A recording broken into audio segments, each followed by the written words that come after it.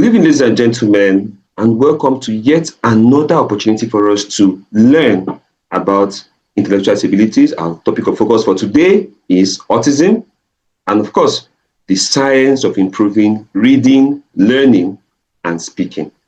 I remember my humble self, Lucky, Dr. Drugs, and it's a pleasure to be presenting this topic tonight.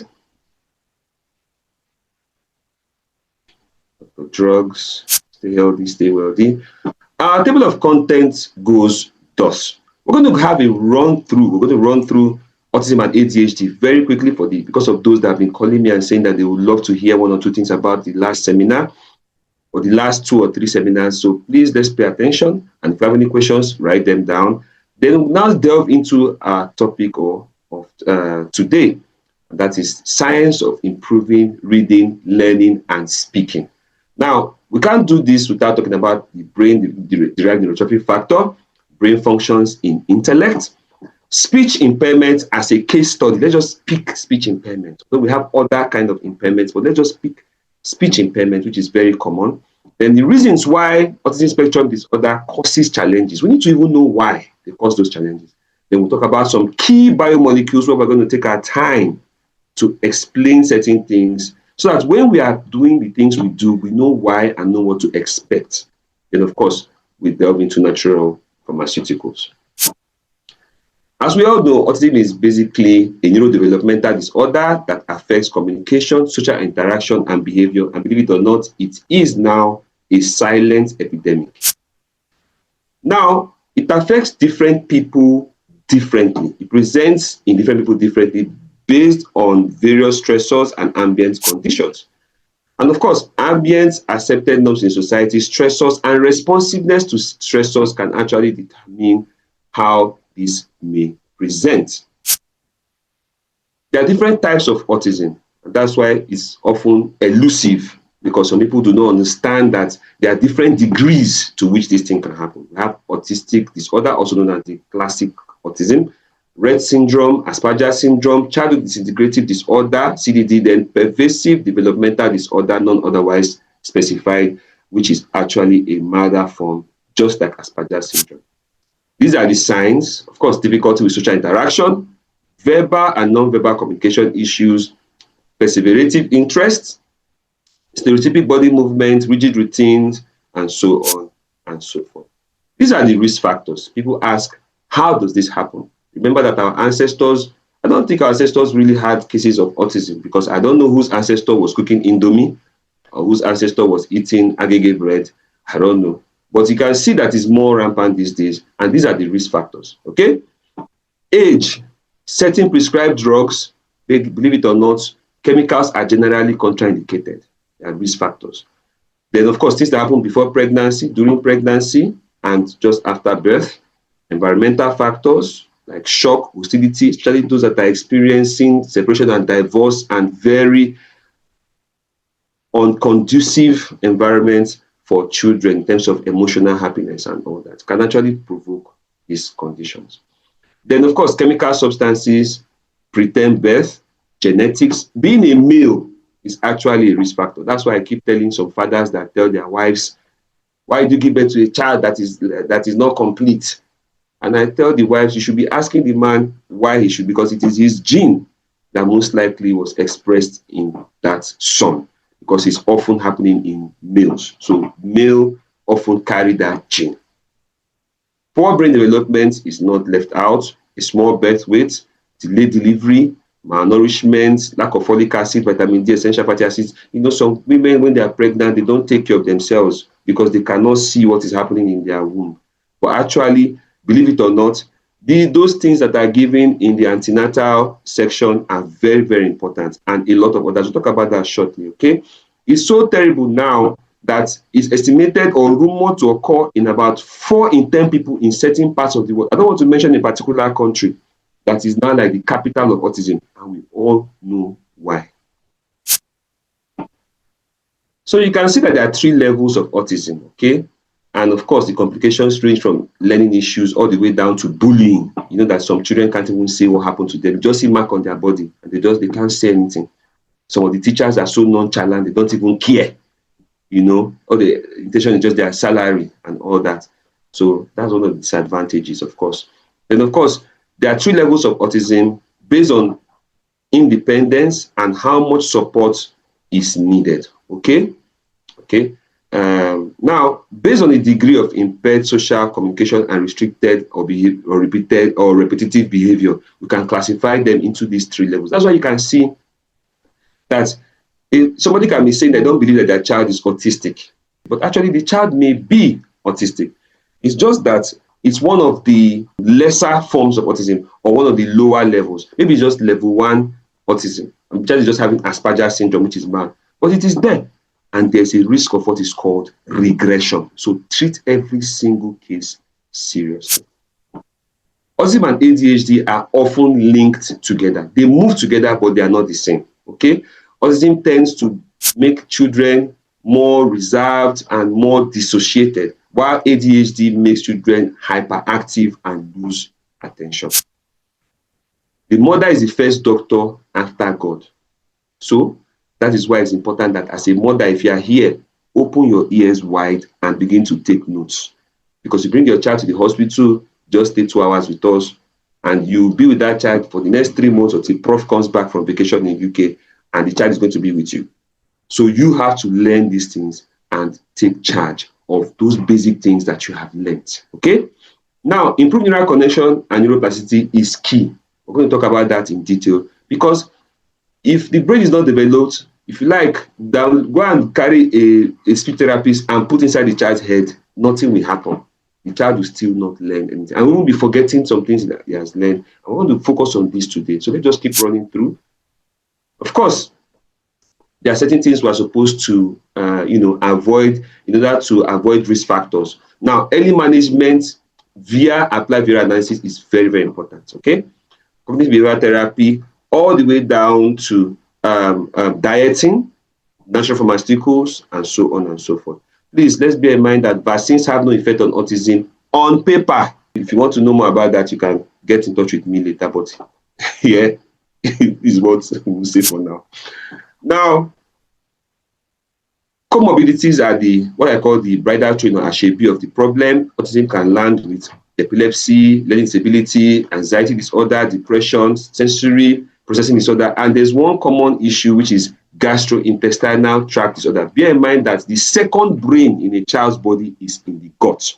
That's where we have the second largest amount of nerves that come together in the body is the gut. That's the second brain of a child. So that's why you see that we have what is called the gut-brain axis. Very, very key. We'll talk about that shortly. And let's not forget that weak bones are also not uncommon, because, we don't give these children milk because of casein. And guess what is in abundance in milk? Calcium. So we have to give substitute. We'll talk about this. And we've talked about all this before. Let's not forget that vitamin D is also often deficient in these children, especially because they are often closely monitored and they are not allowed to roam freely, because we have the risk of wandering, injury, self-harm, bullying, and all that. So they are often under close monitoring and they are often indoors. So let's take note of the importance of that's why vitamin D is very, very important, because it can also lead to weak bones as well. Although sleep disorders are not uncommon as well, because of the restlessness associated with the ADHD associated with autism. Now, these are just a few tips. Avoid casein, gluten, monosodium glutamate like Maggi, no Ajinomoto. We're going to talk about this in detail very shortly. Then, of course, refined sugars. Some people are trying to claim that refined sugars don't have any issue, does not make children hyperactive. That is a lie. It's something that we observe naturally. When you give children things like Coke, Fanta, they become hyperactive. Some people are trying to claim that sugar rush is a myth. That is a big lie. So please be careful when we give refined sugars. Now, diet do's and don'ts. I'm not going to dwell on this so much since we are running through. Now, these are the kind of things we should avoid: gluten, casein, artificial additives and preservatives, refined sugars, processed foods, food dyes, and so on and so forth. We talked about these before. Of course, you can see certain dyes and artificial added flavors and all those things that should be avoided.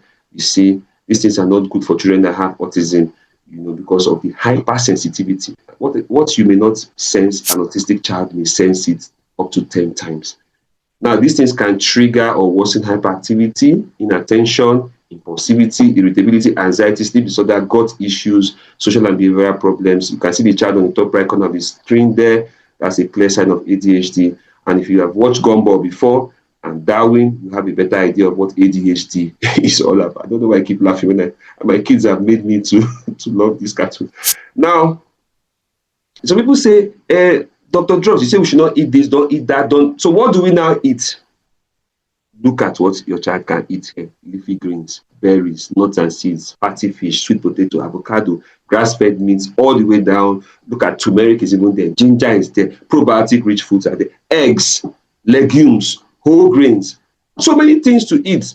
It's just that some people do not want to go the extra mile. So they're looking for easy way out. Just carry semo, pour inside pot and turn gluten and give the child some leaky guts that can cause problem in the brain later because you don't want to go and do the right thing. So please, there are so many things these children can eat. There's plantain. There are so many things, So please, let's not keep giving ourselves these excuses because these children are easier managed when they are younger. If you are wasting time, be prepared. Let's not even go too far or talk too much in this matter. This part is self-explanatory. We've talked about this in detail, and I'm going to show us some evidence later about these things as I've done before. Just a recap: fluoride is poison. Please just take note of that. Aluminium found in antiperspirants and all that. Heavy metals, phthalates, polycyclic aromatic hydrocarbons, like those are like smoking in front of their children. I know a man that I'm suspecting smoked autism into his daughter, but he's still smoking till even till the last time we were talking about. He's still a smoker. And the daughter has been falling in and out of autism, So I told the man to pump and plain that, look, you are the one that is giving this child autism. And the man said, he told me his problem is that he cannot quit. Now, these are other volatile organic compounds, like the ones found in paint. I'm going to show something interesting. I've showed us before, but just to recap. And of course, triclosan and so on and so forth. You can see formaldehyde. We talked about aluminium containing compounds like the ones found in antiperspirants and deodorants. You see these things.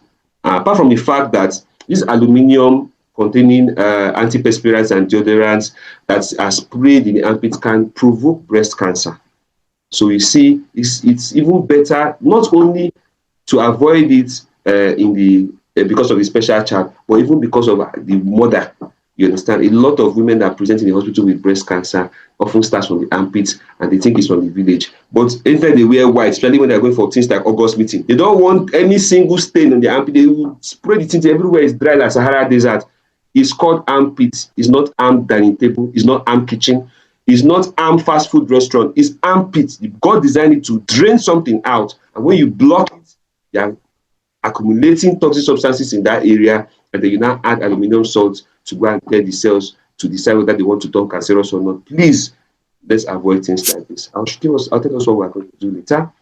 These are just a few more things that should be avoided, especially women that love fine and applied art, or women that apply a lot of things on their bodies, spray their hair. In fact, they look like an anime. So, the way they come out, they look like an anime, spraying all these things, painting everywhere, and painting autism into some of their children. Please, let's be careful what we do. Now, fever provokes inflammation in the brain and can cause autism. That's the long and short of this. If you look at the picture at the bottom right of the screen, you understand what fever is all about. These are the causes, and of course, the complications include communication difficulties. A lot of parents confirm to me that their children stop talking after a high fever, and it often strikes within the age of around 1 and 2 years. That's my own personal observation. Plus or minus. Oftentimes, the child will be normal, talking normal, developing normal, and then boom, as if NEPA has taken light in Nigeria. The thing will just, the speech will just cut off, and everybody will be wondering. Then tantrums follow. Then they begin to act strange, insomnia, restlessness, and so on and so forth. So please, let's be careful. Fever does not, make sure fever does not come near that child that is a special child, because it can provoke autism and provoke seizures as well. Many of the children that have seizures, the parents, there's one case I had when the mother said that anytime the child starts itching the ear a lot and then pus starts coming out, next thing, seizure. I explained to the woman that it's because of the otitis media, that is infection of the inner ear, that has led to that rise in temperature and provoked seizure. She said I'm 100% correct. That's exactly what has been happening. So you can see. And of course, fever can lead to electrolyte imbalance. Remember that the brain is full of nerves, and these nerves function with electrolytes. Okay, there are some ions that are very, very important, like calcium, sodium, potassium, very, very important, but fever disorganizes these things, and so on and so forth. Okay, please, I'm not even going to go far. Fluoride is poison, period. And the evidence is very clear. I'm going to show something, but before I go there, just bear in mind that the research showed that children that are exposed to a lot of fluoride are prone to intellectual disabilities. Look at an example. This is from Google. You can screenshot this and go and do your research on your own. They did not mince words. This is after the research. But you know, this kind of thing will not be outside for everybody to observe, because those that are enjoying giving their children Colgate and close-up to enjoy every morning, forgetting that many children that have autism swallow toothpaste. So imagine giving a child fluoride every morning to swallow before going to school. What do you think will happen in school? Solvents lead to up to 50 to 85% possibility of a woman giving birth to an autistic child. Period. You don't need for us to even go far. We've talked about this before. Study finds autism in children linked to mothers' exposure to solvents at work. Like those people that sell paint, sell things. Many of those women, go and check them. They have at least one or two autistic children at home. Oftentimes, it just takes the grace of God for people to escape things like this. I'm telling you. And guess what? People don't even know these things. You see a woman turning paint and she's pregnant with twins in her stomach. What do you think will happen? Is it 50 to 85% possibility of having autism just by inhaling the vapor of these solvents? Let's not talk about the ones that are found in perfume, in this, in that. So people will just finish building a house. The wife will go and do inspection and she's pregnant and she say, "Oh, baby, this parlor is very big, it's beautiful." And you're inhaling all the solvents from the paint. My sister in the Lord, be careful. Autism is real. Now, aluminum salts, we talked about this before. You see, aluminum is a known neurotoxin. That's in the science world. You know, it's able to cross the blood-brain barrier and cause problems. You can see this happy deodorant there. That's exactly what we should be avoiding, because it's full of aluminum salt and can cause confusion and commotion. There it is. Aluminum and other metals may pose a risk to children with autism spectrum disorder. These are things that have been, the research has been done, okay? So there's no need to ask, is it true? Is it not true? This in Dr. Drugs is saying, that is it there in front of you. Now, please, let's talk about these matters because they are very, very important. I'm going to dwell on this a bit. I keep talking about it. Please, your neighbor did not give your child autism. Nothing like witchcraft and autism. Denial is a problem because some women, it's not my portion. Some men will say, especially some men from the eastern part, my brothers, some of them will say, just leave that child. After all, okay, child down the street spoke at the age of 3. Mazi, one course child, all those kind of illiterate kind of things in terms of autism and all that is affecting children. Some mothers call me and they're in tears because their husbands refuse to listen to them. When they say this child is supposed to be doing this at this point, the man is busy in his shop counting money and his child is at home, not talking at the age of 3, going to 4. And he says it's a normal thing. He's a late talker. Some of them, the mothers of these children, especially mothers, go and find out that when they ask the mother of the mother of their husband, they find out that the mother tells them that something like that happened to their father, but it got resolved at a later time. But guess what? In those days, we did not have Indomie. And that's why the man has transferred the gene to the child. But it is now more severe than in his own time. And that's why it's difficult for him to understand. Okay? So mothers will also have to be patient. If you have a case like that where your husband doesn't understand, don't worry. If I'm the one that invited you here, you can book an appointment. We've done interventions. In fact, I found myself in an Umuna meeting, kindred meeting, to solve a case for a child that the father is so irresponsible. I had to be there in the kindred meeting to explain what autism is and how they should hurry up with regards to what was happening to their daughter. The daughter was eating shit. And the man still did not have that empathy to know that there's a problem. He's still arguing. So I had to be there to explain to the man and the brothers and the kindred. Can you imagine? So denial is a big problem because the earlier, the better. Wrong diagnosis is not left out. A lot of top health practitioners don't even know what autism is. They don't even know how to solve it. I have so many cases where you find them doing ABR, they will do EEG, they will do this, do that. You see all the grammar from focal seizure to this to that. Nothing done. Then after paying, there's a woman that told me she paid $400 per hour and she was there for 2 hours, $800. And then at the end of the day, the man simply directed her to a speech therapist. The man does not know how to handle autism at all. All he did was just talk, gist, collect $800 and shift her to a therapist. So you see, wrong diagnosis is a problem because many of us health practitioners, we don't even know what autism is. Some of us that know about autism is personal experience that drew us into delving into the matter, say, what is this thing? You understand? It's just that we just took the decision to do it on our own and learn about it. So it's wrong diagnosis. Some top health practitioners will tell somebody and say, no, let us wait a little.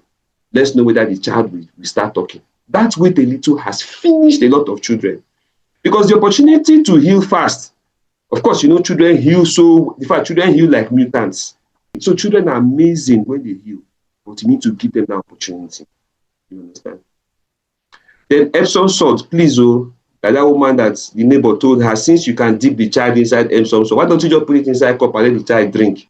The child was just spreading shit all over the house, and they remove the pamper and put the pampers and put on the woman's head every morning. She didn't know it was Epsom salt until I showed her the research. Of course, I keep saying that vaccines do not cause autism on paper. Please, if you want to know more about this, contact me privately. Then, autistic people have emotions. Then, nothing like the child is behaving somehow because they did not teach or doesn't have home training. Nothing like that in autism, please. Now, there's one controversial aspect. People keep telling me that they told them not to use their tablet or their iPad or something. And I asked them and say, if this child refuses to interact with anybody or any other thing except that iPad, you better go and put all the things you want that child to learn in that iPad. A lot of children that have autism started speaking when they had interactions with all these cocomelon and all these all this phonetic kind of this thing. And that was where they started. Let me ask you a question. Which therapist are you going to employ for 8 hours a day? But the iPad can teach the child a lot of things and begin to stimulate speech in the Broca's area. I'll talk about that shortly.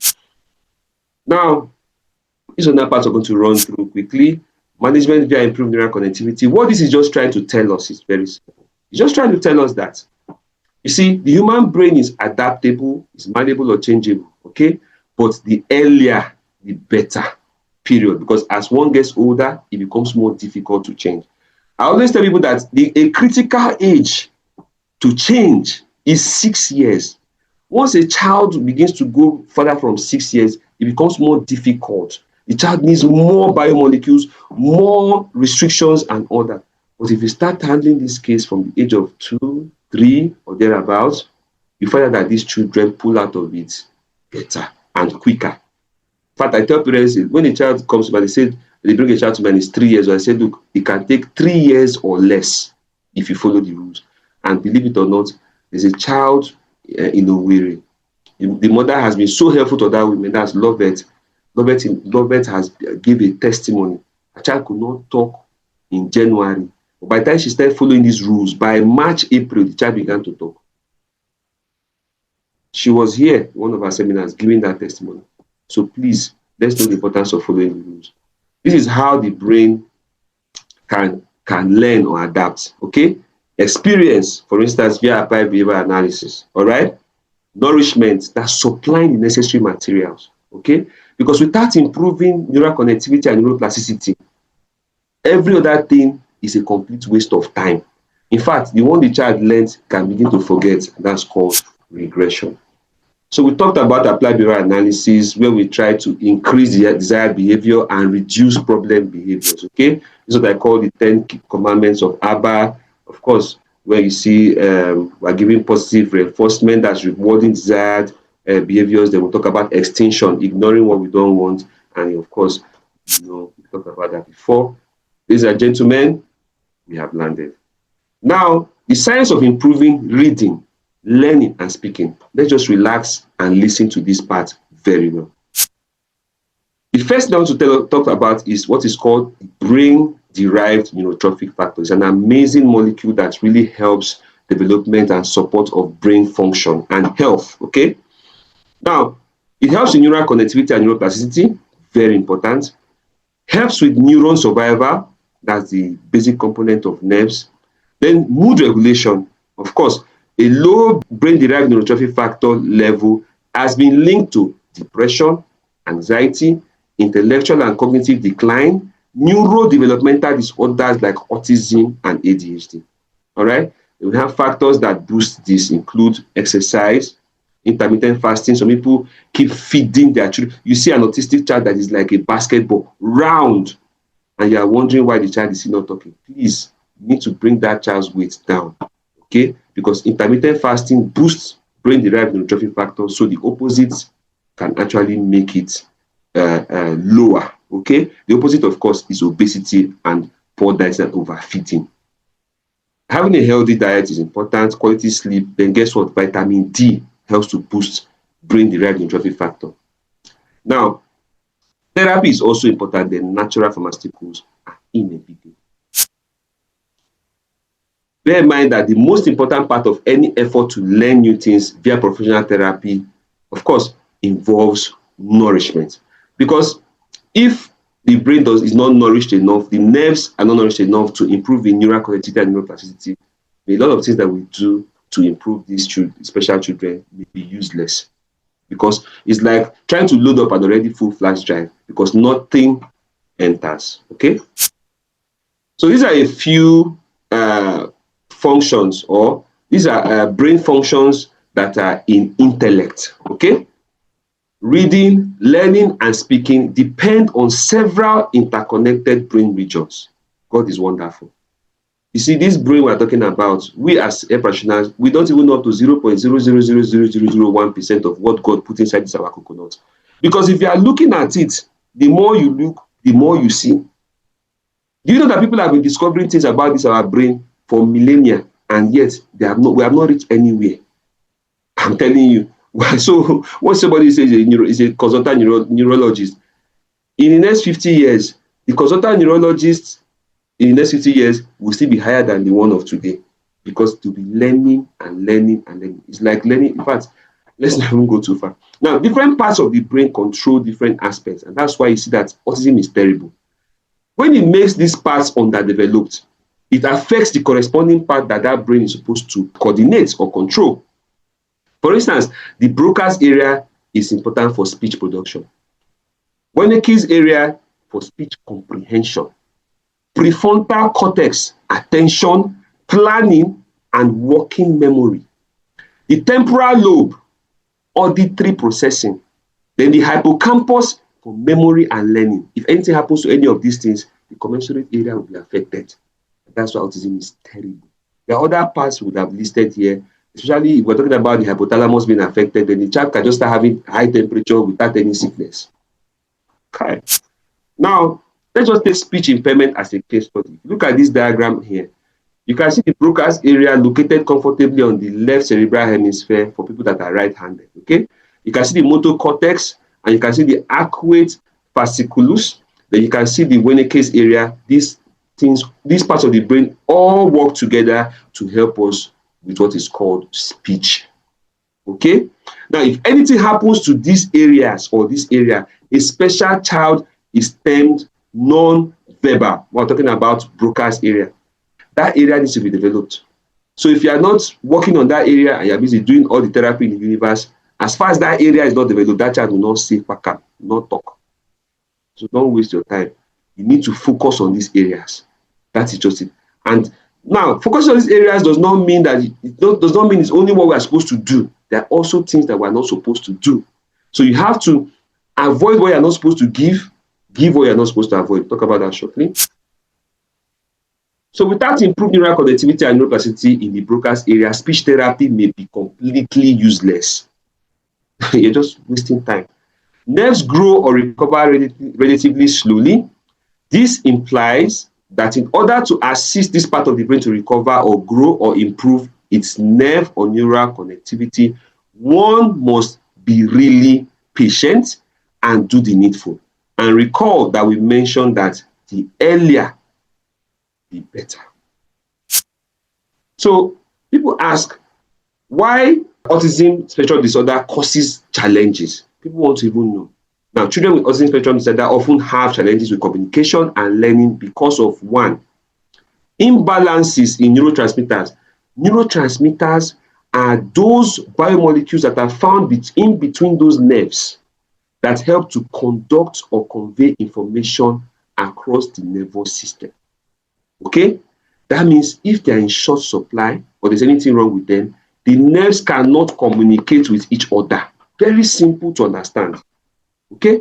Now, an example is, you see, dopamine, serotonin, then this gamma aminobutyric acid called GABA. It helps to suppress hyperactivity in the brain. And guess what? Glutamate, like the one you find in your Maggi and your no and all those things, leads to hyperactivity of the brain. That's why when I tell some parents, mind how you are putting Maggi and no Ajinomoto in this child's food. Because if you even check it closely, let's even analyze this thing from another perspective. We are looking at cases that have to do with dementia, for instance, forgetfulness, okay? There is a drug called memantine. That memantine blocks glutamate. Go and Google it. So you can see. Now, I'm talking about from another level, so you can support what we're talking about now. All right? So that's just on the side. Now, another factor again is inflammation, oxidative stress in the brain cells, which is very common in children that have autism.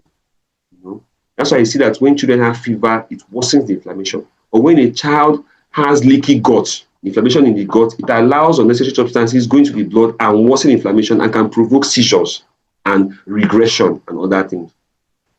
Mitochondrial dysfunction, that's energy balance. You know the way you have your generator in your backyard? That's the way God puts mitochondria in the cell of these nerves to power those cells. That means if there's a problem with this mitochondria, the cells cannot power themselves up and conduct information the way they are supposed to in the brain and other parts of the central nervous system. Period. These are very simple to understand. Now, there's what they call the gut-brain axis. Some people are wondering what gut is. Let's just call it intestine. Intestine-brain axis, okay? Because those microbes in the intestine are very essential because they help to maintain immunity as well as brain activity, believe it or not.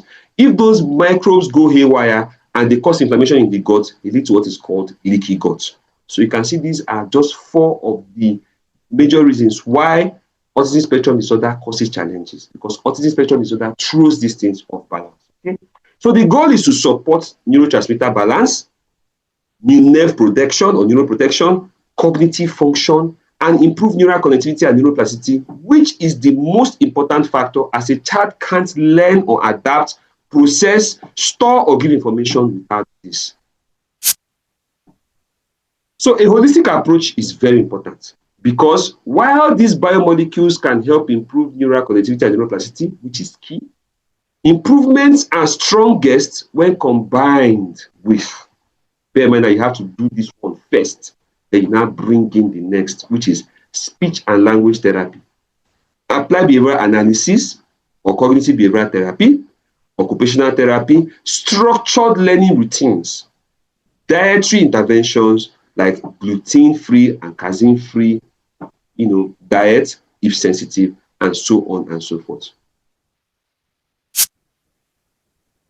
Now, let's go into scientific aspects. I'm going to make this kind of like easier for us to understand, okay? Now, key biomolecules that support reading, learning, speech, and cognition in autism. Okay? Omega-3 fatty acids, these are found mostly in, you can see that beautiful fish there that is labeled DHA. Now, they are essential for brain cell membrane fluidity. Okay? They improve synaptic plasticity. Remember that the synapses are those gaps between the nerves. So they help this to function better. Okay? Now, DHA especially supports listening, speech, and language development. What are we looking for when we're having cases like this? That is it over there. They help to reduce inflammation in the brain, improve sleep against insomnia, and so on and so forth.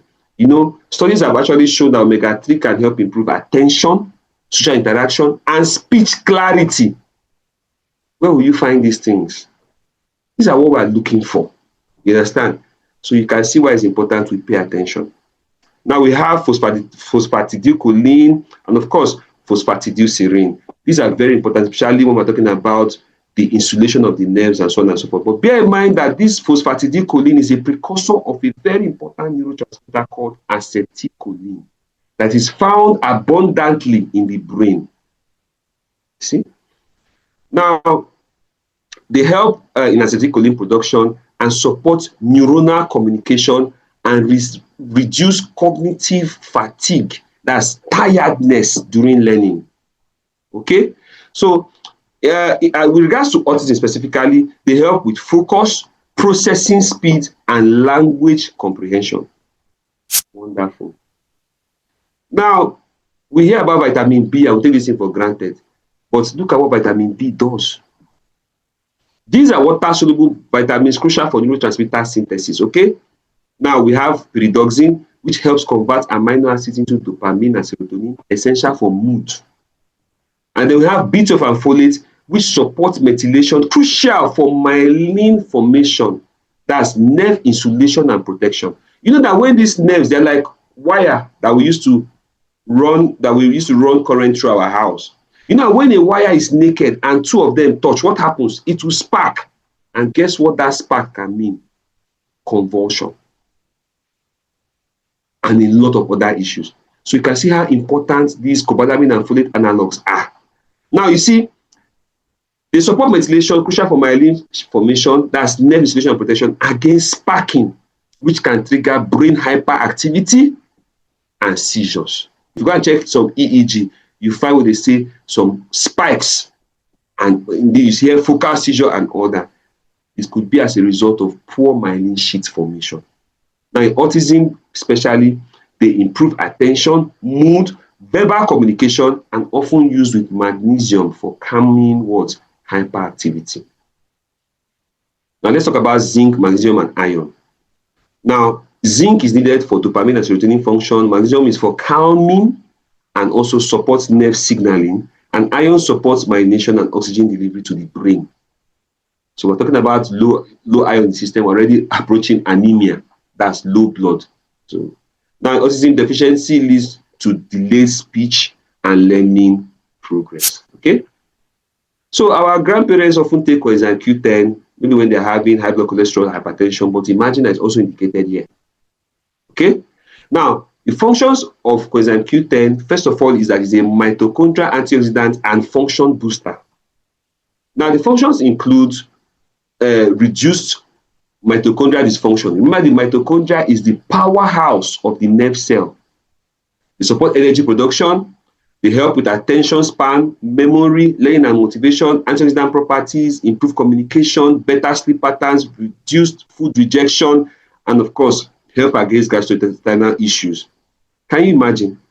Now, specifically in autism, it supports attention, stamina, and learning capacity. Now, coenzyme Q10 is a key electron carrier in the powerhouse or mitochondrial respiratory chain. So it helps to make energy currency called adenosine triphosphate or ATP. All right? Now, let's just jump to the clinical aspect. Now, clinical reports and case series have reported improvement in communication, interaction, and some behavioral measures in children with ASD when they are given coenzyme Q10. So when you see me prescribing coenzyme Q10, you'll be wondering, there's a doctor that I'm handling the child's case, a medical doctor that I'm handling the child's case. And when he received the things that I prescribed, and he saw consecutive, he said, is it not what we give to all these old people? And I had to explain to him that apart from this, this is what it does. I had to explain to him that it powers the energy house or the powerhouse of the nerve cells. The guy was so happy. Now, amino acids are the building blocks of protein, okay? So, of course, you know that these nerves need protein to actually function, okay? Or to actually even form themselves. They're actually proteinous in nature to a good extent, all right? So that's self-explanatory, okay? Then we have powerful antioxidants like glutathione that actually helps to relieve the nerves of oxidative stress. Then let's just quickly go to probiotics.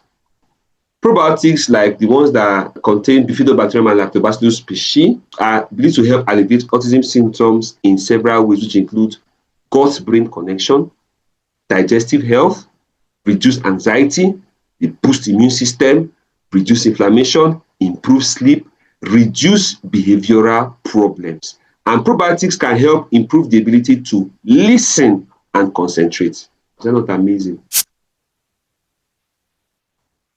Lecithin, phospholipids, and antioxidant vitamins as well. You can see that we're talking about these phospholipids helping with insulation of the nerves. And of course, you can see that the cardio health we're going to talk about shortly includes lecithin and so many other things that are there. The N-acetylcysteine is also very important. It's a precursor of glutathione. And of course, you see that clinical trials have shown that this N-acetylcysteine improves speech engagement and behavioral regulation. Okay. Now, let's talk about something that is very common that people don't know the importance, which is vitamin D. Vitamin D is important for neural development and plasticity. Now we're talking about improving neural connection and neuroplasticity. That's neural connectivity and neuroplasticity as being key in resolving autism. So you can imagine how important vitamin D is. And it helps to regulate about 3% of the 26,000 genes in the coding of human genome. Then, of course, neurotransmitter balance is very important, which affects attention, motivation, and mood, which are important for engaging in reading and speech or language skill. This vitamin D we take for granted. And of course, it helps to reduce neuroinflammation, okay? Then helps with mitochondria or energy or powerhouse support. Then, of course, it improves it helps in improvement of the core symptoms of autism in about 75% of autistic children. That means if you have 100 children that have autism, if you give them vitamin D, about at least 75% of them will be improving very fast. That's what it means. Then, of course, for a mother that has had a child that has autism before, she should better go and start taking vitamin D because it will reduce the incidence of or the possibility of her giving birth to another child that's autistic drastically. Okay, so vitamin D itself supports reading, learning, and speech development in autism. I hope we're taking notes. So when we are giving these things, when you know the importance of something, you take that thing more seriously. So you see, choline is a vitamin-like nutrient. In fact, some people group it as, it looks like vitamin B family, you understand? But imagine how important this choline is. Building brain cell membranes and brain development. Of course, the precursor for acetylcholine, that's neurotransmitter I mentioned that is in abundance in the brain. Okay, and bear in mind that in children that are having intellectual disabilities is often found in short supply and is needed more. It helps to produce acetylcholine, a neurotransmitter critical for what? Memory, learning, and speech. Please, what are we talking about here? Then, of course, it supports methylation as a biochemical process that regulates gene expression in brain development. Neurotransmitter synthesis and is not left out. Myelin sheath formation, that's insulation, preventing sparking, can lead to seizures. Neuroplasticity, that's the synapse flexibility, that's those gaps that are in between those nerves that help them to interact with each other. Okay? And of course, this is very important. Prenatal and early life brain structure. You see, adequate choline during pregnancy and early childhood leads to better hippocampal, that is from the hippocampus, memory, and cortical, that is learning development. So when a woman is pregnant, she should even be taking choline. Can you imagine? The baby is not even born, but she needs to start taking choline. There's some women that when they have had a child that has autism, I place them on some natural pharmaceuticals. And of course, when they give birth to the child will just be shining eye like like like touch, very sharp and very they are happy. You understand? So this is all this is are from experience. Okay. Now this will help improve memory, attention, and language skills later in life. Can you imagine? So if you want to have a child that will be very that will be having I'll be going for debate and coming first. Start swallowing choline when the child is in your stomach. I just want to like that. Now, they counter seizures by improving nerve insulation via better myelin sheath formation and healing. Wonderful. This is what people take for granted. They just plant like flower all over the place. But bear in mind that we have a lot of toxic aloe vera. In fact, the best is aloe barbadensis miller. Okay, so please don't just go and start chewing aloe vera and blending aloe vera because you can blend the toxic one and start having some complications. Okay, so please, there are other sources of this aloe vera. We're going to talk about that shortly. Now, aloe vera has been in use for thousands of years. Go to your Bible, you see aloe, aloe, aloe everywhere. Gut health, antioxidant properties, immune system support, neuroprotection, that's nerve protection, behavioral improvement, digestive enzymes to help with digestion. Remember that there's a gut-brain axis, inflammation reduction, oxidative stress reduction, gut-brain axis support. It's natural and safe, and guess what? It's a somatic stem cell stimulant. Meaning that a child can be born with a part of the brain not there, probably as a result of excess fluid in that part that led to what we call liquefaction. Okay? Do you know that somatic stem cells can regrow that part? Maybe very slow, but it can regrow that part. So when you stimulate the somatic stem cells, what happens? And imagine that the Broca's area is having some shortcomings with regards to some crucial nerves that are either not properly connected or they are not. Then you can see that the somatic stem cells around can differentiate into what is needed in the Broca's area and stimulate speech. Wonderful. So let's just delve into natural pharmaceuticals, okay? Now, these are standardized biomolecules aimed at having intellectual therapeutic action. And of course, they replace needed depleted materials and deplete excess unneeded materials in the body, especially in autism spectrum disorder and attention deficit hyperactivity disorder. It's worthy of note that they have basically no side effects. So how do they help us? Now, they help to improve reading, learning, cognitive function, and speech. They help to provide essential fatty acids or brain food, provide natural neurotransmitters for improved brain function and mood, improve nerve function and response, mitigate gastrointestinal issues, which is often very common. And of course, they relax the brain against insomnia, and of course, improve and maintain bone integrity. You know that we've withdrawn milk because of the casein. Of course, improve nerve function in the brain and body, general rejuvenation and regeneration of the body, especially the brain. So these are just a few examples. I'm not saying that you must use these particular products, but always focus on the biomolecules that are there.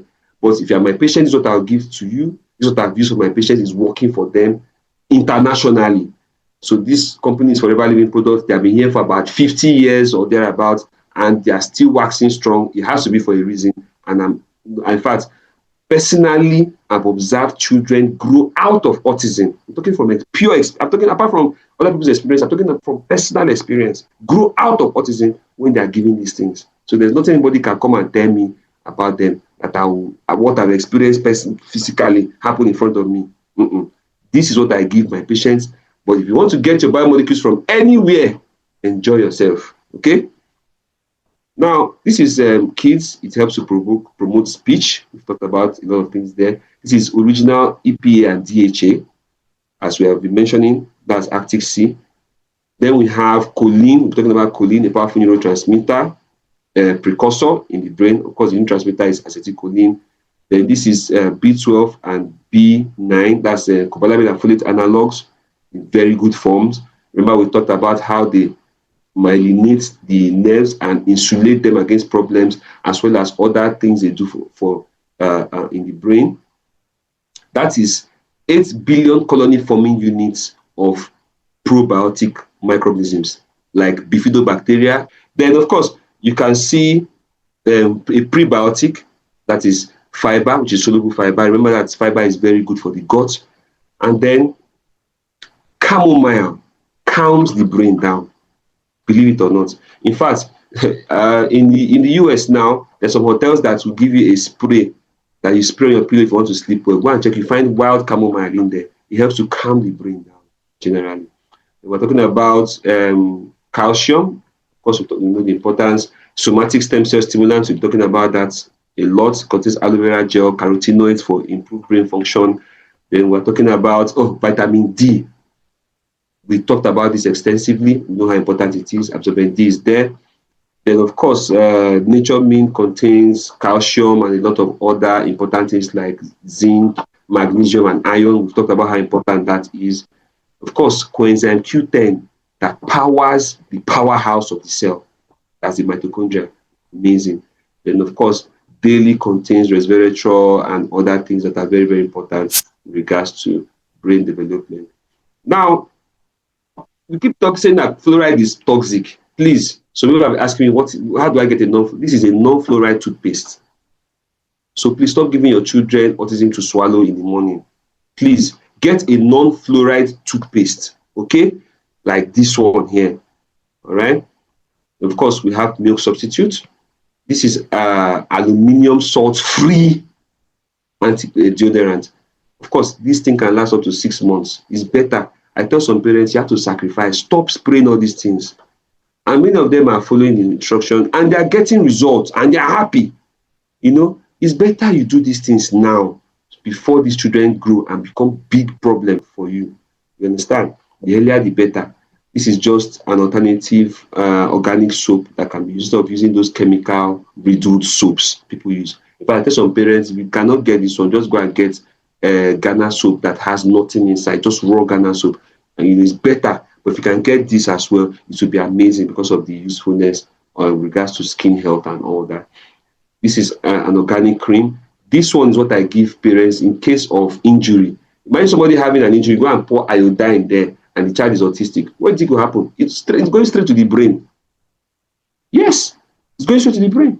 So we need to give something that contains a natural, powerful antimicrobial agent that is antimicrobial, antiviral, and antifungal, and same time has somatic stem cell base, as well as a lot of other things that can help these children. Okay, this is also very important with regards to injuries and wounds. This is also a variant of the milk substitute.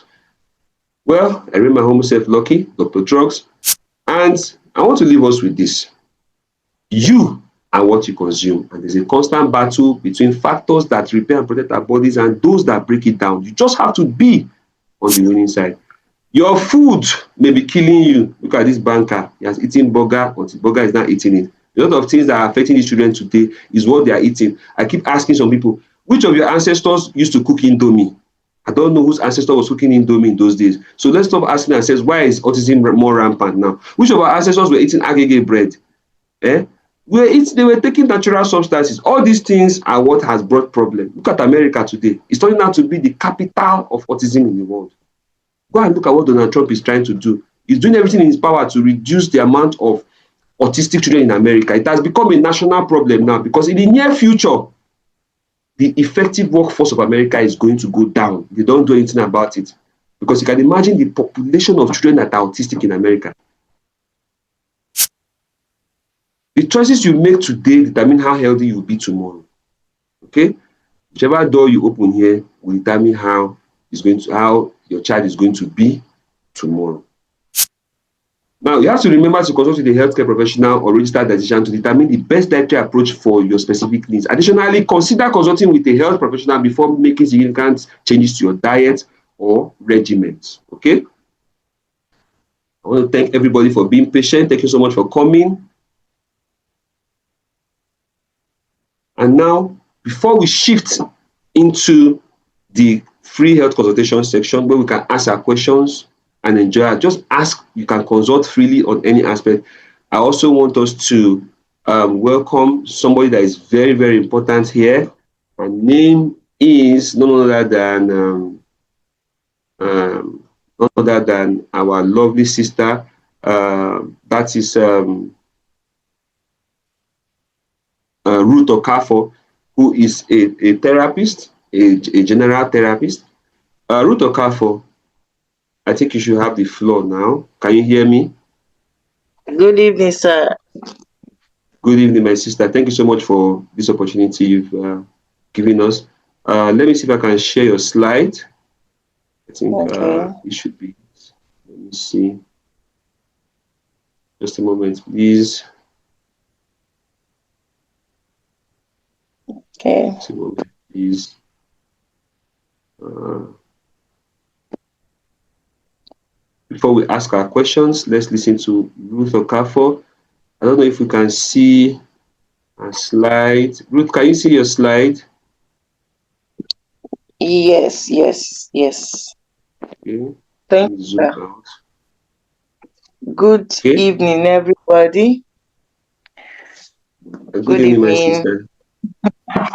I really appreciate this opportunity. I'm Ruth Okafor, like Doctor has rightly introduced earlier. So Doctor, God bless you. I would say you've spoken almost everything. You've talked about all the points, but I just want to chip this in. I'm a therapist. I work with special children on of all the kinds, all the special children you can talk about: cerebral palsy, speech delay, intellectual disability, that learning disability, specific learning disability, and all that. But today I want to talk on this cognitive domain, that cognitive skill disorder. All right. So many parents have I'm not going to take this down to therapists now. I'm going to deal on this point referring to only parents, because therapists come, they spend like some will say 1 hour, some will say 1 hour 30 minutes, highest 2 hours. All right, and they go. The rest of the day is between you and your child. That's after school. So um so many parents do not take this part as serious as I see it. So some parents will tell you, the child is on therapy, so what am I paying for? Why should I don't have strength for this, I don't have strength for that. So I want to break this down for us, so we will know that no matter what a therapist is doing, no matter what the teacher is teaching in the classroom, be it a neurotypical child or a neurodivergent child, your attention is needed in the life of that child, no matter the condition of the child. So of recent, I was opportune to work with a child, a cerebral palsy child. The child is 11 years old now, and she can't do anything. Now, her condition did is not that bad that she can't help herself to an extent, but because the family has made themselves so available that they've they've they've condemned her, that she can't even pick a pin, she can't even feed herself, and she's so pretty. If you even bring during a occupational therapy session, if you even give her a spoon, that, oh, this is spoon, okay, take it from me, she will start crying. For 1 hour session, she will cry all through, and she will fight you all through, because she doesn't want to do anything. So the mom will always say, I've been trying my best. So she has been on therapy right from baby. All the therapists has been coming. In fact, they are the one that will do and say, oh, they have other engagement that they can no longer come to this place and all that. So I started researching what could be the problem, since professionals has been here working with this child since she was 2 years till now. What could be the problem? So I found out that there was no reinforcement. Now, for a child to develop his or her cognitive skills, depends on how connected you are to that child. So if I come in, I take your child for 1 hour, then I pick my things and I leave. What happened next? You leave the child all to themselves. So they want to eat, you serve them, you feed them, you answer their questions for them. You can't ask them, where is your toy? No, you will go and search for it for them. They scatter their toys, you won't ask them to pick it, you pick it for them. It's time to dress up, you won't allow them to attempt, you do it for them. They finish eating, you won't tell them pack up, you won't tell them take your place to the kitchen, you do it for them. They mess up the place, you won't tell them go clean the dining or go clean the table, you will do it for them. By so doing, I want to tell you, you are reducing the life function of these children. The executive functioning of these children is gradually going to zero, just like the child I used to set example earlier. So let's look at what cognitive skills disorder or what cognitive skill is all about. Doctor, please, let's move forward. Before I read through, I want to ask if you believe that special children or children with autism have the ability to live an independent life. Please, I need you to type yes. Or if you think otherwise, I also need you to type no. Then if you also think that they have ability to do different skills at home, to do house chores and everything, I need you to type yes, that you believe that they can. If you also think otherwise, I also want you to type. So I proceed. Introduction. Cognitive skills disorder. Cognitive skills disorder interferes with a child's ability to process, store, and use information efficiently. These disorders often manifest as difficulties with attention, memory, reasoning, problem solving, and language comprehension.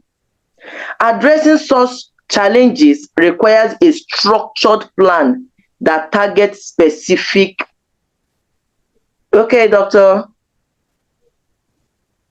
That targets specific cognitive domain through intentional and engaging intervention. So the first question, as a special needs parent or a therapist, the first question you ask is, what is the problem of this child? So that is where assessment comes in. So what is the problem of the child? Just like the child the cerebral palsy child I used to set example before. This child, she's her lower limbs are active, the hands are active, but because she has not been using them, they've become feeble that you think that, oh, she can't walk or she can't hold anything. Do you understand? Now, if this child has been engaged or they discover that, oh, her problem is that she can't walk, but with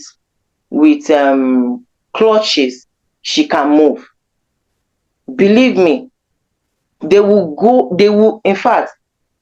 start looking for a way to get her to stand up without depending on anybody. She's at 11 years, she's still on diaper. She wasn't taught how to use the toilet. This has reduced her lifespan. So discovering what the problem is and strategically intervening for the child is very important. That is why I tell my special needs parents that there is nothing your child cannot do. Please stop helping them. Just be patient and teach them. once you are patient enough to teach these children, you could see the, in fact, when they achieve the goals, you will see them smiling and clapping for themselves once they have the opportunity to do so. So let's proceed. There are key components of the plan. Doctor, please, let's attention span. So some parents will say, okay, measurement traits. These are specific mental function and cognitive abilities that are essential for learning and daily functioning, such as attention span. Some parents will say, my child does not look at me when he's talking. What's the problem? Your child does not look at you, but your child can feast their eyes on their tab from morning till night. That is because they connect with the tab, but they are not connecting with you because you are not patient enough. Your child can look at, for after some time, when you employ a therapist, after like a month or two, you see your child start looking at the face of the therapist while the therapist is talking. It's because the therapist has been able to connect with the child. You see the child repeating what the tab has said over time. What have you said to your child that your child is not repeating? What have you ever come down to the level of your child, look into his or her eyes, and then try to communicate? Have you done that? So if you want to achieve eye contact with your child, today I'm telling you, come down to their level. If you spend just a second talking to them before, please make it 10 minutes just for a sentence. Make it 10 minutes. Connect with them. Know how they communicate. Know how they listen, even if they are not talking. Those ones you think, oh, his speech delayed, they are listening.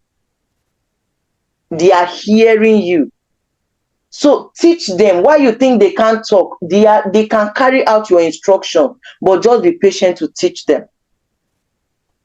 They have memory. We have short terms and long term. That's working memory. So you say, oh, he doesn't retain information. How many information have you fed the child? How many information have you been able to feed your child?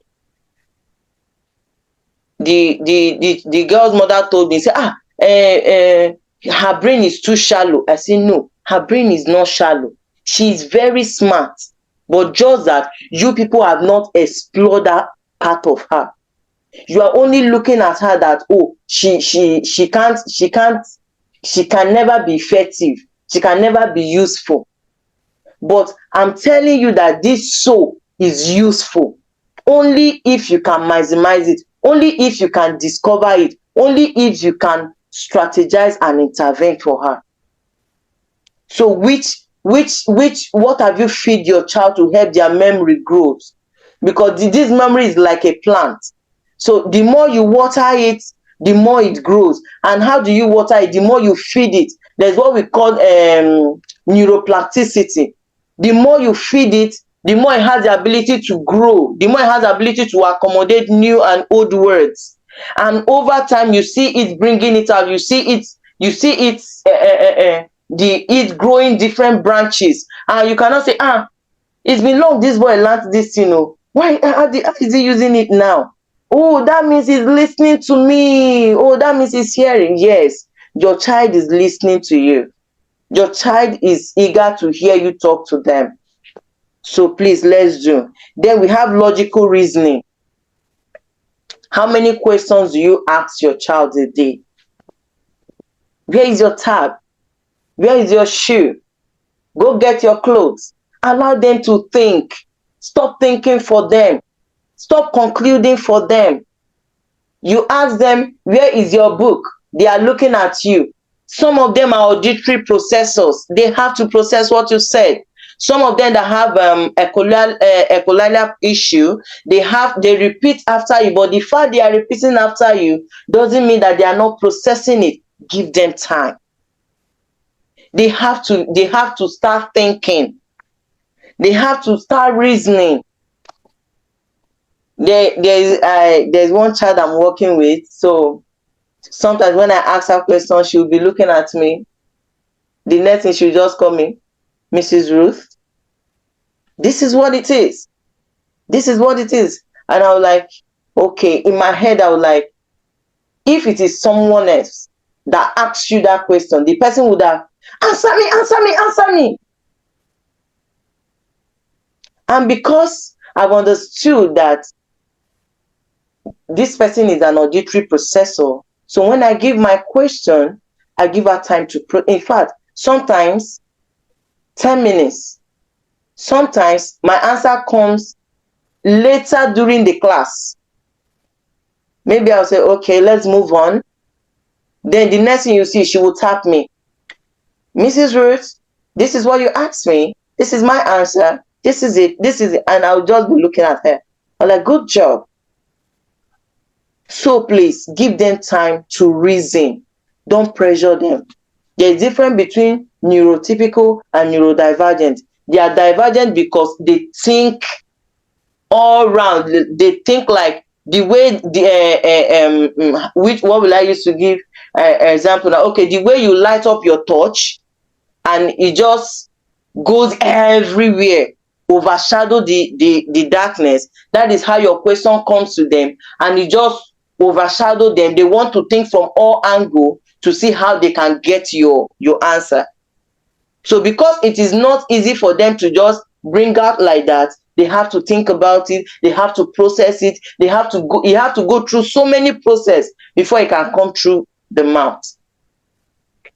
And for those ones that are not talking, that have gestures, you have to also give them time to carry out the question that you've asked them.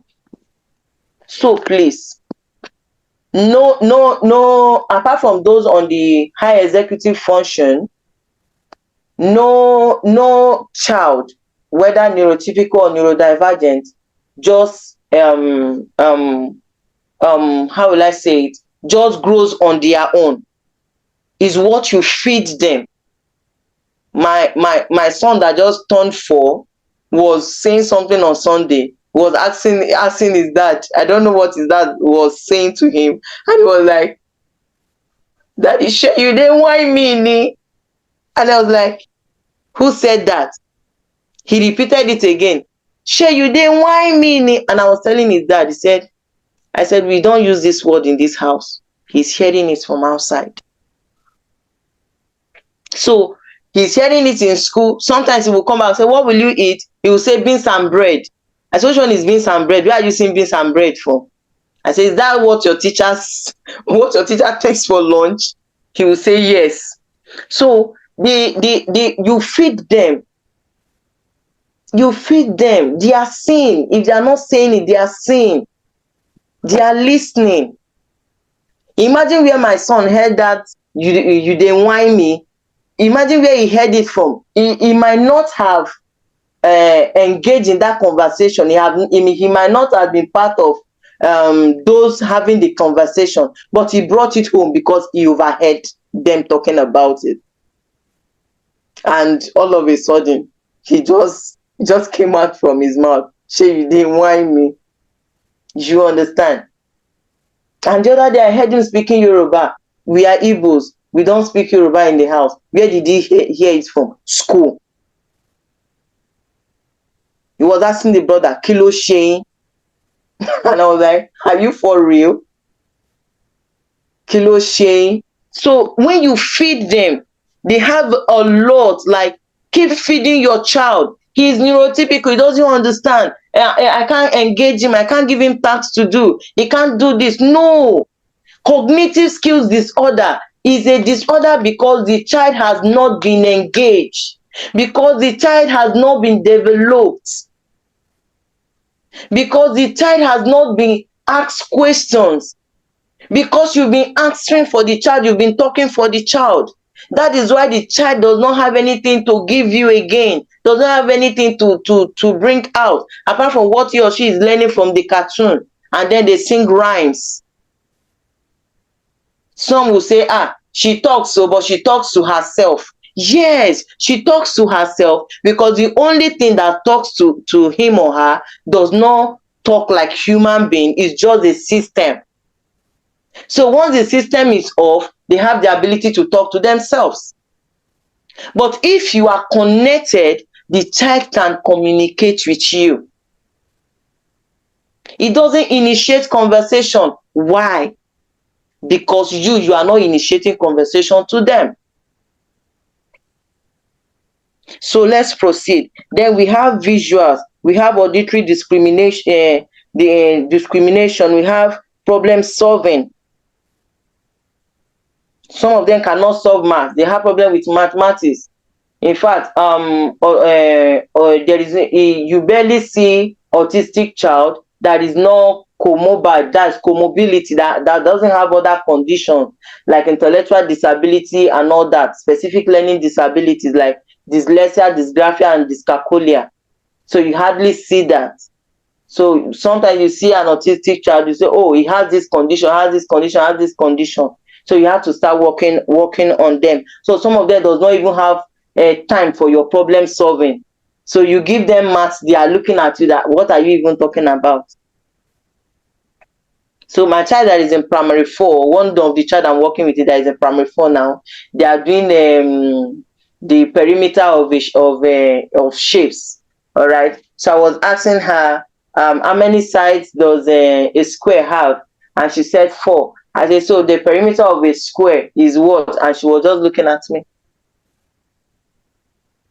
until I keep feeding and feeding and feeding. Now, if I ask her, the perimeter of a square is 8, so solve the problem, and she carries it out because she has been overfed and she can give it back.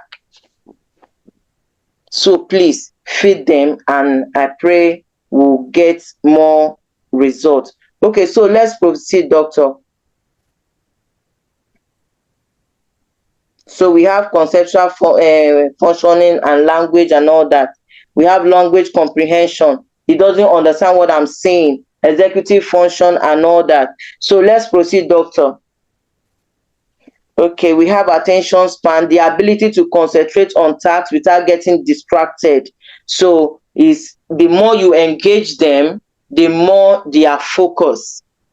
The more you engage them, the more they are focused. So a child that is not doing anything, that is pacing around, has no time to focus on anything. But by the time you engage them and say, oh, go and pack up your clothes.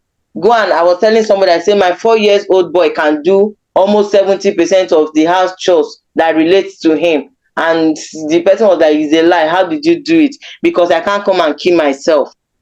So the fact that you gave birth to a special child does not mean that you should kill yourself. Teach them how to live their life. This life is not promising to everybody. In fact, if you ask a special needs parent, what is your fear? They will tell you that my fear is when I'm no longer here. How will my child survive? But if you are able to put them through to an extent, they'll be able to live their life. So attention span does not come from anywhere. It's true. After medication, then therapy. After therapy, it is home. If the child is not using it at home, it is a waste. So the therapist is telling you that, oh, the child is learning how to button. When you wear the child a shirt that has button, allow the child to try. If you wear the child a shirt that has zip, allow the child to zip. Even if you want to help, let it be prompting. Let the child's hands be included. Let the child have the feeling that he or she is doing something. And before you do it 1, 2, 3, 4 times, you see them turning their eye to see what is this thing all about. And by then, they would have registered it in their brain that this is what it is. So immediately the eye catches it, they know how to do it, and that is it. So let's proceed. So the activities that you can use to get all this, you can see the diagram below and beside it. So these are one of the activities that you can use. And then we have children that you have flashcards, that you get flashcards for them, you engage them. All these things are part of the things that will help them develop their attention span. So let's continue. Thank you, sir. So we have the memory part, meaning retaining and recalling information over a short period. Remembering a set of 3 instructions like claps, jump, and sit. Activities recurring the sequence 3 to 4 actions. Ask the ask the child to repeat them in order. Okay, so there is something we used to do, we call it command. Okay, you tell the child, go pick, you can drop a pencil and tell the child, go pick the pencil. Or you tell the child, open the door. You tell the child, close the door. You tell the child, take the pencil, go put it in your bag. That is like 2 3 steps instructions. Okay, so if the child is able to carry on the first one and the child is not able to deliver the last one, is a plus. You repeat it over again, repeat it again, repeat it again. Over time the child will catch up. That is how we grow the memory. Okay, so doctor, let's continue. Okay, so let me not forget to say this part, please. There is always a place for demo. You are the first, just like your child watches from the tab, so you are the real life tab that your child have to watch. So whatever you want your child to do, always be involved, do it first. That is how we therapists get our clients to do what we want. Okay, we do it first and then they follow suit. So whatever you are doing, let the child follow suit. I want, you move. For instance, you say you are teaching the child to mention their name and the child is not able to do it. You start from yourself. My name is, and then when you talk, you reduce your speed. You reduce your speed because some of them, when you are too fast, they only pick the last word you said. They didn't hear the other first ones that you said. So you break it. And for those that are still learning, you break in syllables as well. So let me not dive into speech. Okay, then we have reasoning and logical reasoning, the ability to solve problem and make decision based on logic, understanding that if it rains the ground will be wet. And then we have puzzle solving, that's simple puzzle solving, have matching of objects and all that. Okay, all these are activities that will help the child develop their cognitive reasoning. We have simple puzzles. In fact, the puzzles are from level to levels. Okay, just like handwriting, connecting of dots. So same goes to growing logical reasoning. Okay, so puzzles from simple to complex and like that to the upper area of it, and then you could see the child solve their problem by themselves. Then before I leave here, there is what we call, under this there is what we call self direction. Some children does not have self direction. Some special children, even children that neurotypical children, does not have self direction. Until you tell them to do that thing, they will not do it. In fact, in some adults, you see an adult in a house, living in a house. Once you enter the house, everywhere is dirty. Until you come in to say, you didn't clean up the house, before the adult will stand up and start cleaning. That is because the adult lacks self direction. You could see some people's toilet very dirty. Until you say go and wash it, they will not wash. They lack self direction. Some autistic children have these traits as well. Until you tell them to do something, they will not do it. They cannot do it. They will not even bother. Okay, so you also teach these children these puzzles, these games, different games. We have brain boosting activities. You can go online and google them. You will see different type that will help the child develop their brain. Okay, their building skills, their thinking ability. Okay, so let's proceed. Thank you, doctor. Okay, so we have sorry that I'm rushing. Okay, I have to rush it so we can move forward. Doctor, please go down a little.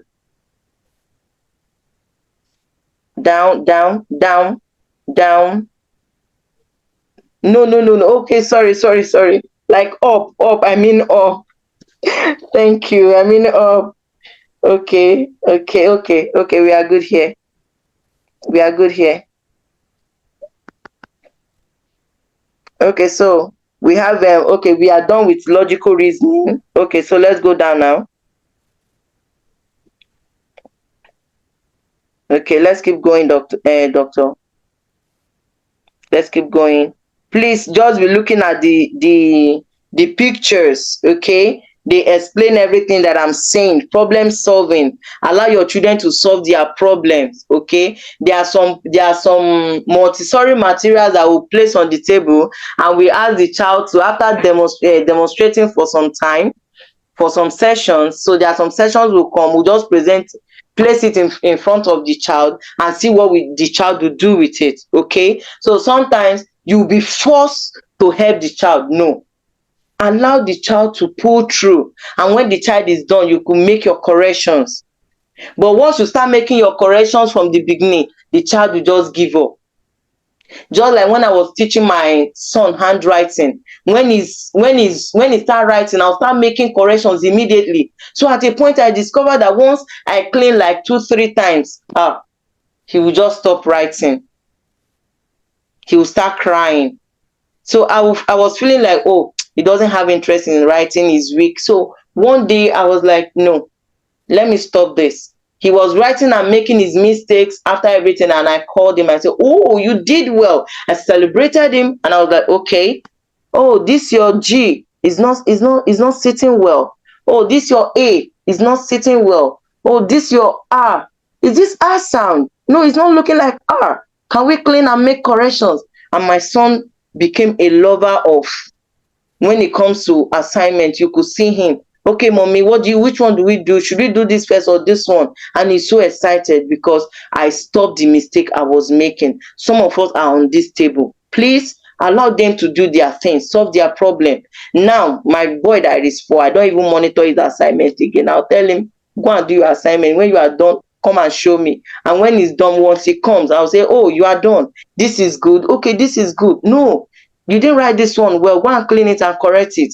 And he will go and make the correction. So some of us are on this table. Let's allow these children to solve their problem. As they are solving their problem, you could see that their ability to solve greater problems will be growing.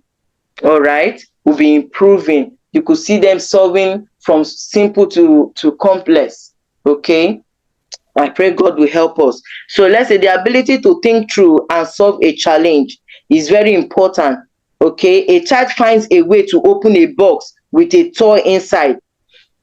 Obstacle challenge: a child must figure out how to reach a goal by overcoming simple barriers. A child navigating around objects to retrieve a toy. All these abilities are very, very important. Allow your child to develop them, allow your child to grow them. I pray God will help us achieve our aims in their life. So doctor, let's proceed so I can round up. Okay, so we have concept formation: understanding and categorizing information, shapes, colors, numbers. Example: sorting objects by colors or shapes. Okay, I'm talking mainly at home now. When it comes to the house and it's time to dress up, please give them the chance to make choice of clothes that they want to wear. In fact, let me say this: since yesterday, I am my boy, we've been battling over, I don't want to wear this, I want to wear this, I don't want to wear this, I want to wear this. No, mommy, I want to wear fine clothes to school today. I say, but those fine clothes are not your uniform. So you give them the ability. So but when he does all this, it gives me joy that my son is improving. It gives me joy that my son is growing. And that is because I've given him the opportunity to make choice in other areas. And so it is now time for me to start explaining to him that there are specific uniform or specific clothes that are meant for specific areas or specific appointments or specific places. So this is what you wear to church, this is where you wear to school, this is what you wear to play. Okay, so you give them that opportunity. Do you want to wear red or white clothes? Excuse me, please, pardon me. Sugar, welcome. Sorry, my husband just came in. Okay, so let's continue. You give them the opportunity to make choices. Do you want red clothes? Do you want that your black shoe or your white shoe? Give them the opportunity. Don't just choose for them. Okay, do you want to eat before bathing, or you want to bathe? You know how you set your your rules, okay? You know how you set your placing, but give them the opportunity to make choices, okay? So, but in school or in our session, we give them the opportunity to sort colors, match numbers, match shapes, match animals, make choices, body parts, and all that. But at home, they might not be doing this at home. So what they do at home is, what do you want to eat? Like I told you earlier, sometimes I ask my boy, what do you want to eat? He will say, okay, mommy, I want to drink tea. Or mommy, no, I want this. Or mommy, I want that. No, it's only fruits that I want, because he has been taught that there is something called fruit, or there's something called beans, or there's something called rice, or there's something called tea. Okay, so let's just continue to demo for them so they continue to learn. Then miss activities are sorting or grouping, and grouping provides missed items to categorize by attributes. Okay, then instruction, colored blacks being sorted into trays. Okay, so you just mix different colors and allow them to sort, or you just bring different clothes out and tell them to go and sort their own, tell them to go and take their own. Sometimes my boy will say, ah, mommy, Keke is, that's my younger boy, will say his brother is wearing his clothes. That means he knows his things. Give them the ability to know what belongs to them, and give them the responsibility to protect them. Sometimes I serve food, not even sometimes, now if I serve food in the kitchen, I'll tell him, come and take it to the diner, go and take it to the table. He will take it to the table. He will tell me, mommy, it's hot. I say, find a way to carry it. And he will go and drop it. The first time he did that, he poured the food away. But since then, he has not done it again. That is because I've given him opportunity to take responsibility of something. So give them the opportunity to take responsibility of something. Don't be scared. They will make mistakes. But once they make that mistake, they will always learn from it. Thank you. So, doctor, let's proceed. Thank you. Okay, language comprehension. Understanding spoken or written language. This is the basic. This is the cocoa of them all. Go and bring your shoe. He's looking at you. Or he walks away. He's not listening to you. Some parents will say, if I'm even talking to him, he's not even acting as if he's listening to me. In fact, we went to check his ear if he's even hearing what people are saying. Yes, your children are hearing you.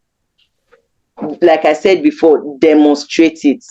When you talk, in fact, there's what we call lip reading in speech and language. Lip reading. We sometimes we make them look at our lips. We make them look at our lips when we are feeding them the words.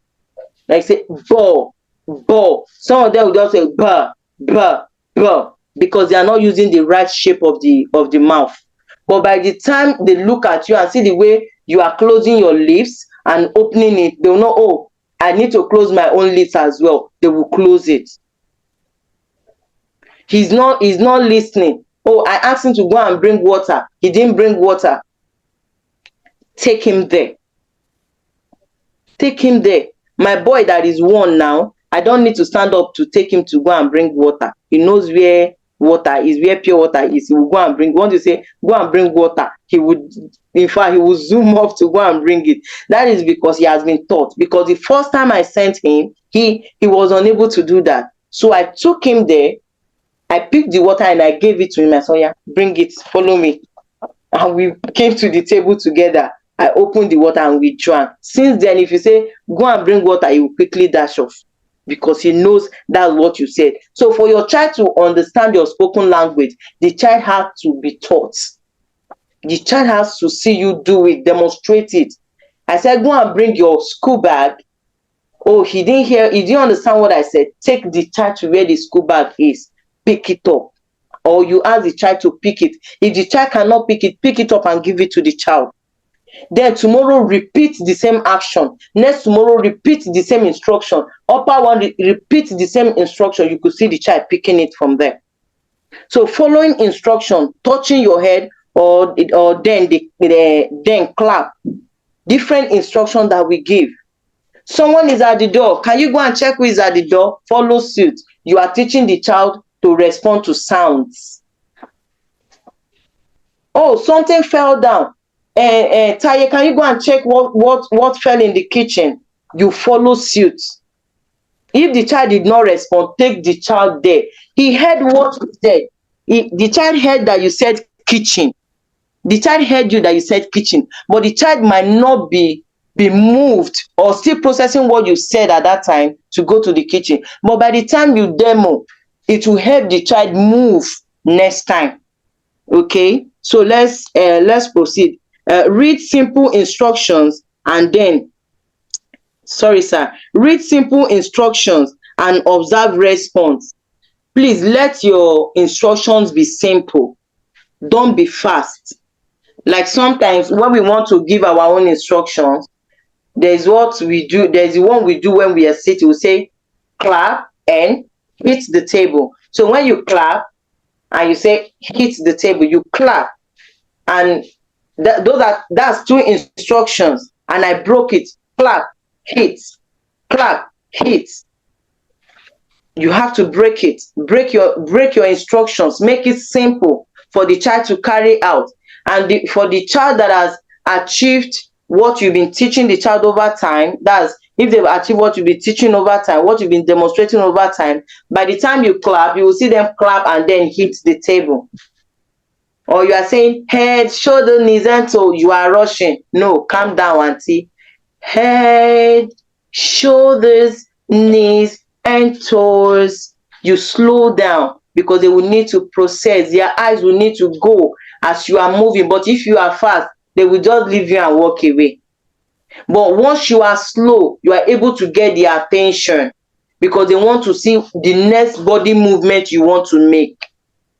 They want to see the next thing that wants to come out of your mouth. They want to hear you. Okay, so read simple instruction and then observe, respond. Okay, let's proceed, doctor. Thank you so much. Okay, so we have executive functioning. Skills used for planning, organizing, and self-control. Okay, so here we have planning how to draw a picture step by step. Plan and create. Ask the child to draw a house with a roof, window, or door after planning it. Then thoughts, bubbles of a house, child drawing it step by step. Okay, so this one, we're talking about self-control, but what I want to pick from here, I've been talking about other skill sets. Let me talk about self-control. So self-control here, we want to talk about behavior and all that, okay? And then children learning how to organize themselves, how to organize their things, how to take charge of their own materials and everything.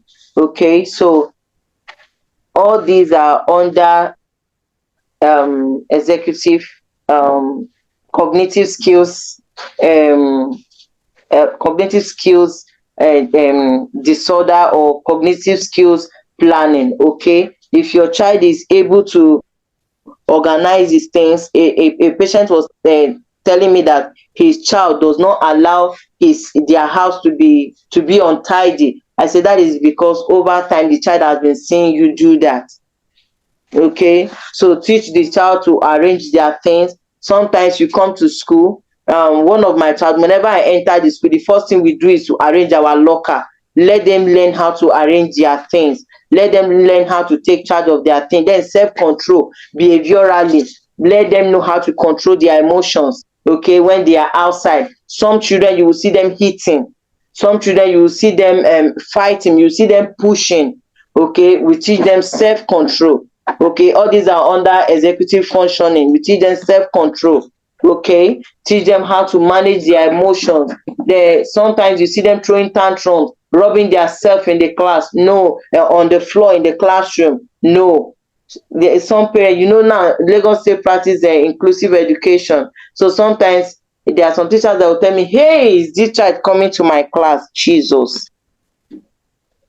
Hey, is this child coming to my class? What do you mean? Is the child not human being? The child is human being, but because Some habit has not been taught to the child. That is why the teachers are seeing it as issues. I have a child that when I met the child, hey, you will hear him screaming. The whole school is on fire. Everybody will be when he started the school. So when I started working with the child, the first thing I worked on was curbing that behavior. Although it was sensory issues, but we were able to manage it, that now even if he's in school you will not know. Then he will rub himself on the ground. He will not want to wear his shoes or his socks. Now we've been able to manage it. He will not even want his leg to touch the ground. Even his mom was telling me the other day, say, he has sleep inside house slippers. So once he comes inside, like he wears his slippers. And this is somebody that could not wear slippers before. Once he wears it, he will start screaming. So he has been taught self-control. He has been taught how to manage his emotions. Okay, so whatever you need to teach them, let me put this through. Just like they say, just like the picture here is showing you, you need to do it step by step. None of this was achieved in a day. All these are processes that has manifested to what people could see now and say, this child could change, thank God though. All right, so doctor, let's continue. So in conclusion, targeted and engaging intervention helps children with cognitive skills disorder in sorry, let me read again. Targeted and engaging interventions help children with cognitive skills disorder improve essential abilities. Okay, so concentrate on their essential abilities. There are some children that likes drawing. Please concentrate on that. Don't beat yourself that your child cannot solve maths. Don't beat your child that your child cannot solve quantitative.